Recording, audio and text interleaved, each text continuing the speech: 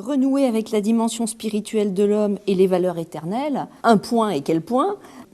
Cet objectif-là, aujourd'hui, à quoi est-ce qu'on se heurte quand on essaye justement de lui donner vie?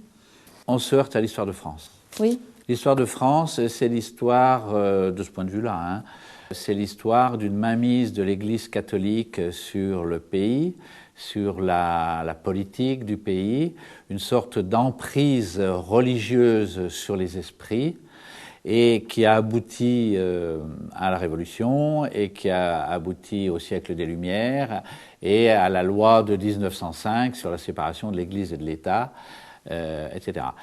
Mais, et ça, c'est une histoire douloureuse, bien sûr, c'est une histoire malheureuse, et c'est une histoire qui a des conséquences jusqu'à aujourd'hui, douloureuses, et probablement c'est pas fini, parce que, comme on dit souvent, on a jeté le bébé avec l'eau du bain, c'est-à-dire qu'en se coupant de la religion, on a voulu se couper de l'autorité de l'institution religieuse, mais en fait, on s'est coupé du contenu et on s'est coupé de la spiritualité. Et du sacré. Donc, on s'est coupé du sacré, on s'est coupé donc de la spiritualité, et pour bien s'en couper, on a institué la laïcité.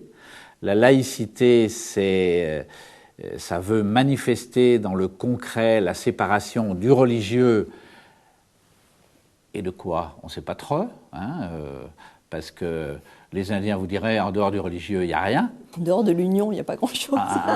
Le monde est sacré. Toutes les traditions disent le monde est sacré, donc vous voulez séparer le sacré du reste, mais le reste, c'est quoi? Mais c'est ça le drame. Ouais. Donc on a créé une laïcité qui, en plus, en France, est très négative.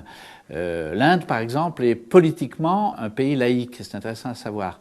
Mais toutes les religions ont droit de citer, tous les signes religieux sont admis, le religieux est absolument omniprésent sur les routes, dans les magasins, dans les hôtels. Quand on en parle avec les personnes, elles disent « mais tout est sacré. Au début, Dieu seul était. Dieu a créé le monde forcément à partir de sa propre substance. Donc le monde est de la substance divine. Le monde est sacré. C'est simplement notre regard qui ne sait plus le voir. Et toute la vie, normalement, devrait être l'apprentissage de ce regard qui retrouve la présence de Dieu dans le monde manifesté. Et donc, qui voit que tout est sacré. Or, notre laïcité négative est aux antipodes de ça. Elle veut nous obliger à voir le sacré nulle part. C'est diabolique. Alors, dernière question. Et même, comme dirait notre ami Albrecht, c'est barbare. En fait, le monde moderne, c'est une nouvelle barbarie.